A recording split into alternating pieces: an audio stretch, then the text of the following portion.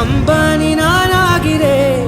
இந்த இன்ப மகாராஜ பெற்ற புது ரோஜ எலிசபெத் ராணியின் பேத்தியே தாயே தாயே மகளன வந்தாய்